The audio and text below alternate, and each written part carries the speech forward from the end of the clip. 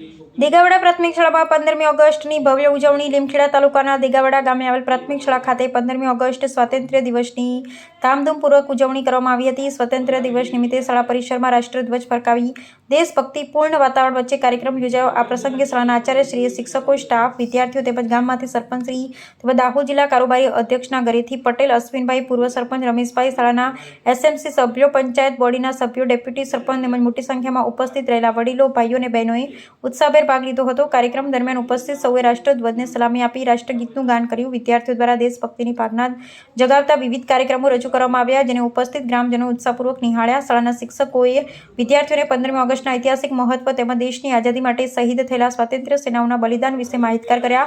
સાથે જ વિદ્યાર્થીઓમાં દેશપ્રેમ, રાષ્ટ્રભાવના અને જવાબદારીની ભાવના કેળવાય તે અંગે પ્રેરણાદાયી સંદેશ આપવામાં આવ્યો.